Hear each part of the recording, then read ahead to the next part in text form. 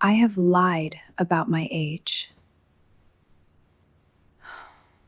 My name is Marcus, and I'm a 42-year-old architect who thought he had his life figured out. I work for a mid-sized firm, designing commercial buildings and residential complexes. I have a stable career, a nice apartment, and a life that's been, by most standards, successful. But I've also been alone for longer than I care to admit. My last serious relationship ended 5 years ago when I realized the woman I was with was more interested in the idea of me than in actually knowing me. So when I met her at a gallery opening on a Friday night, I wasn't looking for anything. I was just there because my colleague had pressured me into attending. Her name is Claire, and she was standing in front of an abstract painting, studying it with the kind of intensity that suggested she was actually seeing something in it, not just pretending to understand art the way most people do at gallery openings. She was beautiful, that much was immediate. But it wasn't just physical beauty. It was the way she carried herself, the way her eyes moved across the canvas, the way she seemed completely comfortable being alone with her thoughts in a room full of people. I approached her because something made me brave that night. Or maybe just lonely enough to take the risk. "That's been troubling me," I said, gesturing at the painting. "I can't decide if it's brilliant or if I'm just not smart enough to understand it." She turned to look at me with this half-smile that made my heart do something unexpected. "It's probably both," she said. "Art doesn't have to be understood. It just has to be felt. And if you're troubled by it, that means you're feeling something. So by definition, you're understanding it." We talked for an hour in front of that painting. Then we left the gallery and got dinner at a small Italian restaurant nearby. We talked through that too. And by the end of the night, I'd given her my number with a genuine hope that she would use it. She did. And that's where everything started. Dating Claire was like discovering a part of myself I didn't know was missing. She was curious about everything. She asked questions that made me think differently about my work, my life, my assumptions about how the world operated. She was intelligent in a way that wasn't intimidating, it was inviting. She made you want to be smarter just by being near her. She was also 5 years younger than me. Or so I thought. That's what she'd told me on our third date when the conversation naturally turned to age. I'd asked her when she'd moved to the city, and she'd mentioned it was 7 years ago after college. Then she'd said she was 37. I'd done the math in my head. College at 22, moved at 23, now 37. It made sense. She was in her late 30s, which felt appropriate for me at 42. There was maturity there. There was a shared life experience. What I didn't know was that she was actually 41. I found out completely by accident. 6 months into dating, Claire's car needed repair, so I went to pick her up from an appointment. When I got to the mechanic's shop, they'd misplaced her paperwork. The owner came back with a new form for her to sign and asked for her date of birth for their records. I wasn't trying to look. I wasn't snooping. But Claire was talking to the mechanic about something else, and the form was right there, and I glanced at it out of habit. The date of birth she wrote down said 1982. I did the math in my head, and it took me a moment to process. She was 41, not 37. 4 years older than she'd told me. 4 years. I didn't say anything in the car. I needed to think. I needed to understand why she would lie about something like that. When we got to her apartment, I asked her directly, "How old are you?" I said, and my voice was quiet in a way that made her look up from her keys. 37, she said automatically, and then she saw my expression change. "Why?" "Because I just watched you sign a form at the mechanic's shop that said you were born in 1982, I said. "That makes you 41, not 37. I watched the color drain from her face. She set down her keys and moved to the couch, and she looked smaller suddenly. Smaller and scared. "When were you going to tell me?" I asked. "I don't know," she said, and her voice was barely a whisper. "I was going to tell you. I kept not doing it.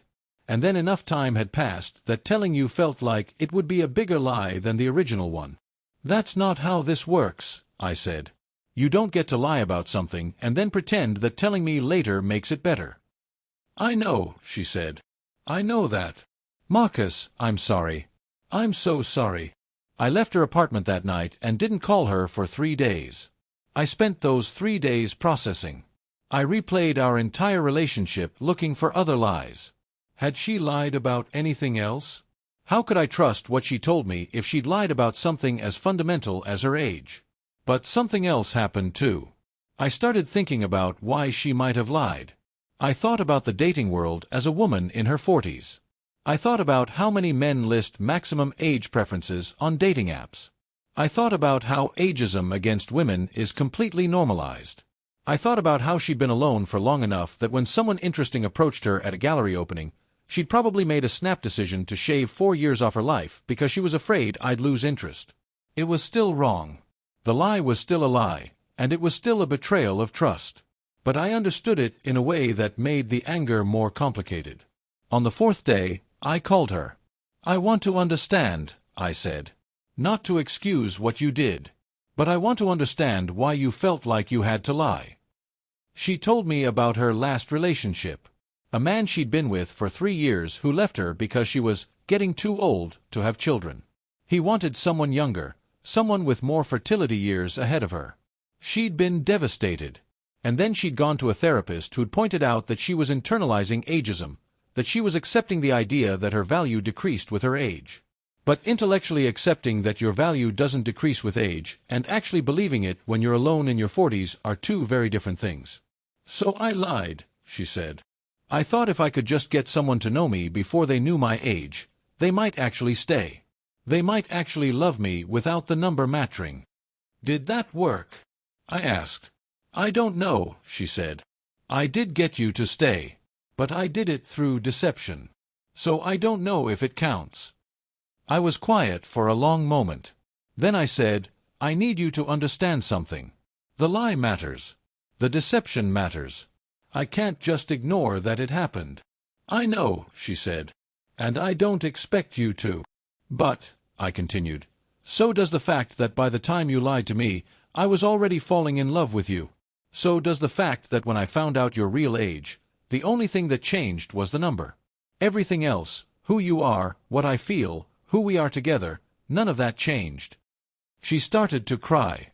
"I'm not saying this erases what happened," I said. "I'm saying I need time to process this. I need us to talk about why you felt like you had to lie. I need to rebuild trust. But I'm not walking away from you." We spent the next 3 months in therapy together.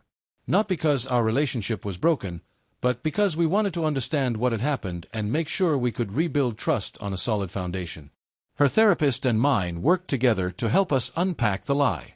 We talked about ageism and how it affects women differently than men. We talked about her fear of abandonment and how it manifested in deception.